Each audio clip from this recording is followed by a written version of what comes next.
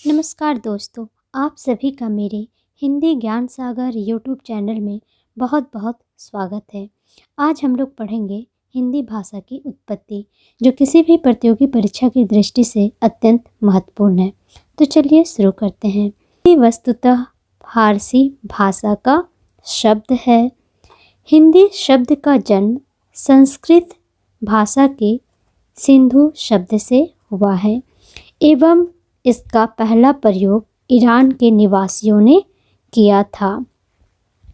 दूसरा है, हिंदी भाषा की मूल उत्पत्ति शौर्य सैनी अपभ्रंश से मानी जाती है। देखिए, ये ध्यान दीजिएगा कि हिंदी भाषा की मूल उत्पत्ति शौर्य सैनी अपभ्रंश से मानी जाती है। ये एग्जाम में भी पूछा जाता है। अपभ्रंश को हिंदी की जननी कहते हैं। किसे हिंदी की जननी कहते हैं अगर पूछा जाए तो हम कहेंगे अपभ्रंश को।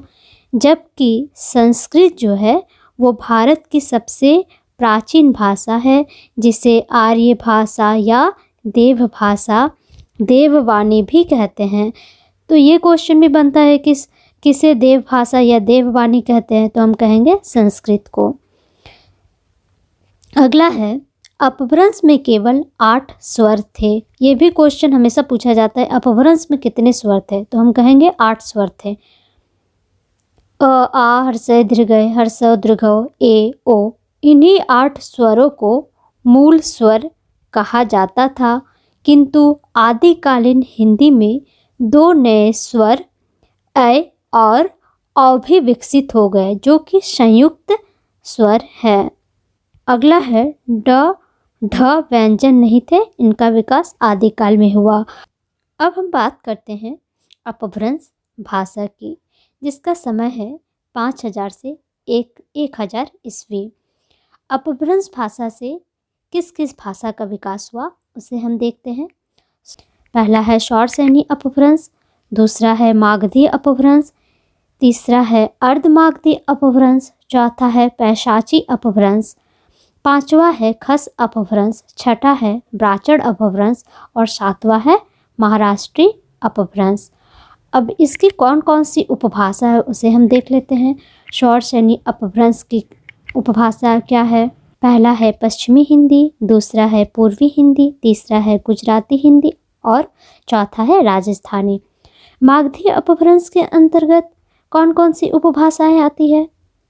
पहला है बिहारी, दूसरा है बंगला, तीसरा है असमिया और चौथा है उड़िया।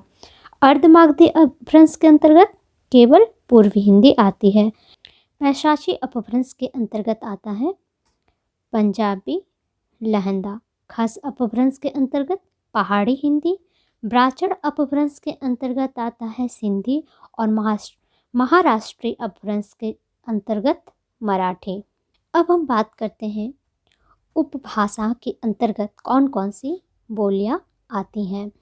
जैसा कि हम जानते हैं कि हिंदी भाषा के अंतर्गत 5 उपभाषाएं हैं और 17 बोलियां हैं, लेकिन हरदेव बहारी ने 18 बोलियां मानी हैं। 5 कौन कौन सी उपभाषाएं हैं उसे हम पहले देखते हैं। पहला है पश्चिमी हिंदी, दूसरा है राजस्थानी हिंदी, तीसरा है बिहारी हिंदी, चौथा है पूर्वी हिंदी और पांचवा है पहाड़ी हिंदी। अब हम देखते हैं कि पश्चिमी हिंदी के अंतर्गत कौन कौन सी बोलियां आती हैं।